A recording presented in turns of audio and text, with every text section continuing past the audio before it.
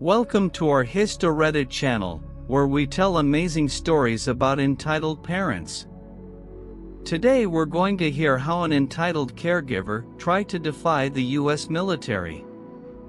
Our first story is by Nick Bate. He will tell us how this mother rightfully wanted him to be her babysitter and lifeguard for free. Nick Bate: Hi everyone. I have a story for you about my new pool. We bought one of those pools you set up in the ground, which is 5 feet deep and 14 feet in diameter. It took us 2 days to prepare and fill the pool, and we waited for it to warm up a little. Finally, yesterday she was ready, and my daughter asked if she could invite a girl from the street to come swim with her. They're 8 years old, and tall enough to stick their heads out of water, so I said okay. But the little friend brought her little sister, who must have been 2 years old at the most. She was too small to be in the pool unaided. I told the friend that the little sister could only go in the water if her mother was here to take care of her. And I told her to go home and tell her mother. Soon after, they returned, and her mother said that she was looking for a tube for her, and that I could keep an eye on her. I said no, that I didn't think an 8-year-old was responsible enough to take care of such a young child in the pool, and that I was not going to take that responsibility for her daughter. She had to come take care of her little sister, or she wouldn't get in the pool. They went home again, and came back soon after. Then I got mad, and I went to their house and knocked on the door.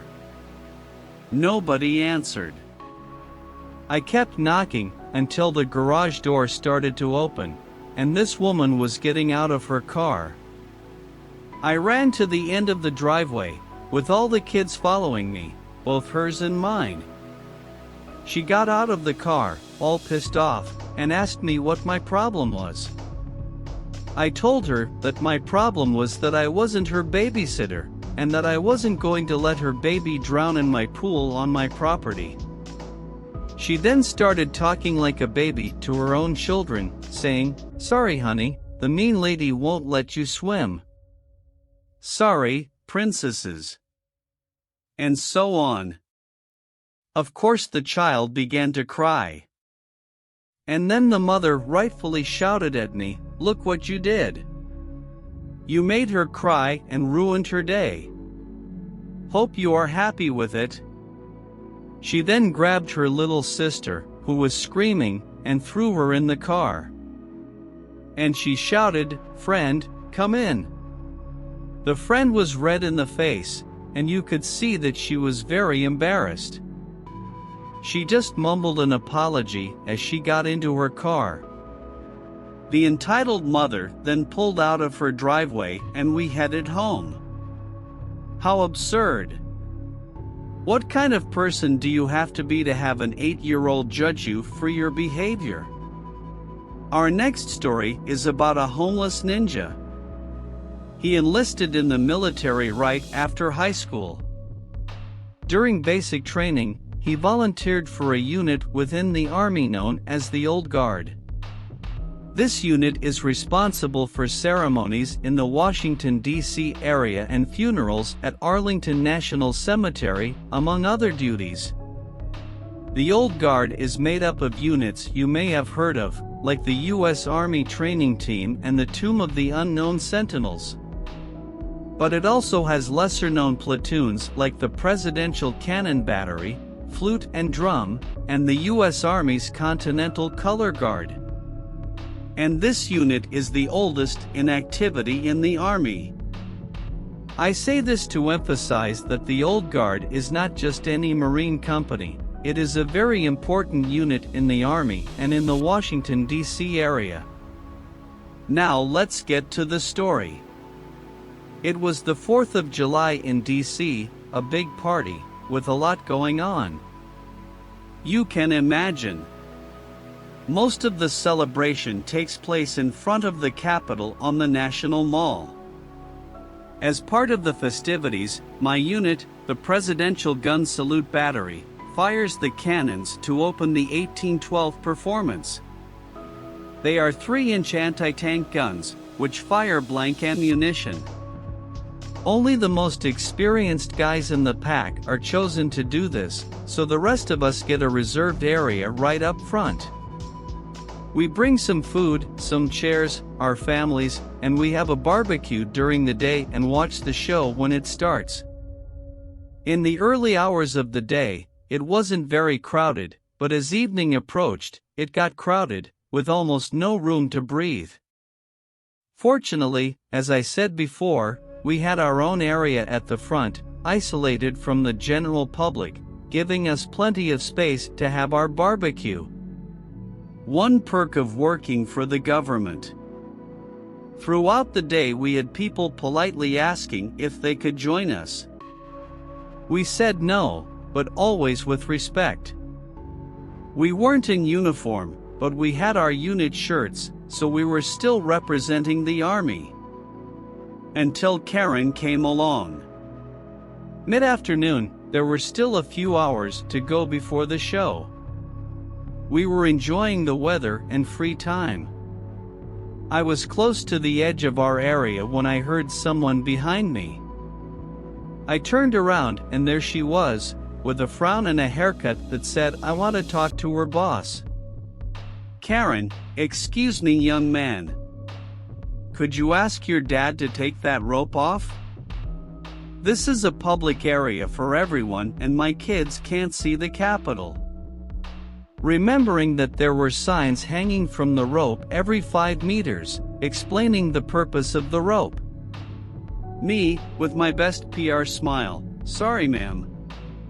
This area is reserved for members of the Velha Guarda and their families. If you want to come back a little later, we'll take the rope and then you can go inside." Karen, "I've never heard of that before." Me, always happy to share knowledge, "Madam, the Old Guard is the main ceremonial unit of the U.S. Army and the escort of the President of the United States of America." Karen, "I don't see the President here. Shouldn't you be escorting him or something?" She rolled her eyes. Me, I didn't know how to respond to that. Luckily, I was saved by the platoon sergeant. He put his hand on my shoulder. "Sergeant, good afternoon, ma'am. I'm Sergeant First Class Guy in Command, name obviously made up. What is the problem?" I knew that was my cue to get out of there. I went back to my chair and watched their interaction. I couldn't hear anything, but the interaction ended with Karen walking away looking angry. I didn't think about it again until about 2 hours later. We were cleaning up our garbage, putting away chairs and tables and such. Out of the corner of my eye, I saw Karen approaching us again. This time with 2 Capitol police officers in tow. The platoon sergeant must have noticed too. I heard him mutter, "What is that?" softly as he walked to intercept the trio. I didn't hear the whole conversation, but we all found out later. "Policeman, what's the problem here?" The officers, clearly frustrated with the situation, asked the sergeant in charge. "We received a report that your soldiers were making indecent gestures and comments towards this woman's family. That is true?"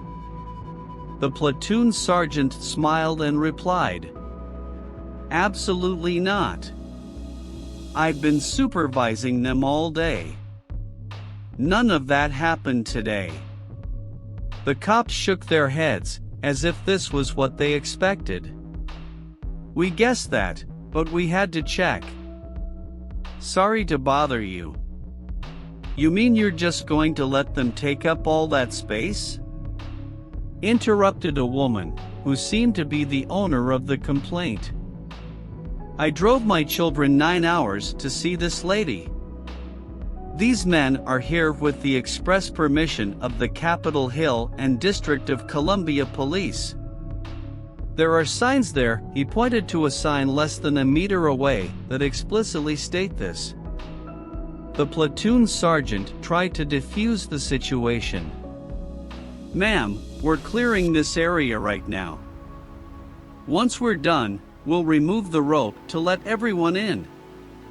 If you can be patient and wait, we can get you and your family up here in about 20 minutes. The woman looked at them with an expression of disdain. Then she turned and walked away without another word.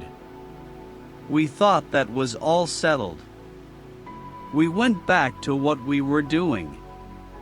We were wrong. We were finishing taking the ropes off the posts and putting the posts in the arms of another guy in the pack. Suddenly, here comes the woman again, followed by her 4 children and her partner, who looked stressed. I'm guessing the partner could be the boyfriend or father of the kids. It's about time you got out of my way," she said, shoving one of our soldiers.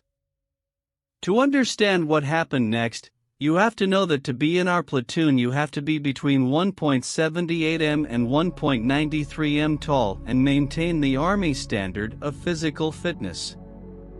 Also, our platoon is an infantry unit. If you don't know, infantry are usually the frontline soldiers in combat, and we are trained for that. Suffice it to say that none of us were small or weak. The woman probably weighed around 80 kilograms, so when I say she pushed this guy, I mean she used a lot of force. The guy fell to the ground, the steel poles flying in all directions. One of them hit him in the face, chipped a tooth and split open his eyebrow. Another pole bounced off the ground and hit one of the woman's children in the leg. The boy, probably 12 or 13 years old, began to cry as if he had lost a limb. As we were helping the guy up, the woman started yelling at us, saying things like, "How dare you attack me? How dare you ruin my family's vacation? I will sue you for everything you have. You probably aren't even real soldiers." At that point, the platoon sergeant lost patience with her. If the woman thought she was talking loud, she quickly learned that there are few things louder than an angry junior officer. With a single word, he silenced everyone within 15 meters of us. He paused for dramatic effect. And he says, "Enough of you bothering me and my soldiers all afternoon. We try to be kind. We try to be respectful. You were nothing but rude. Now you have wounded one of my soldiers. It ends now." I think the woman had a small stroke at that point. She gaped, unable to utter a single word. And then, as if just in time, the cops showed up to take her away. Right after that, those 2 Capitol Police officers showed up. They were not far away and saw the whole incident. The woman turned pale as the first officer pulled out a pair of handcuffs and said, "Ma'am, turn around and put your hands behind your back. You're under arrest for assault and harassment." She tried to defend herself with every excuse she could think of, but the cops wouldn't listen to her lies. They talked with the soldier who had been pushed. He wanted to press charges. So they took her away. I don't know what her partner did with the kids. They disappeared when the police took the woman away.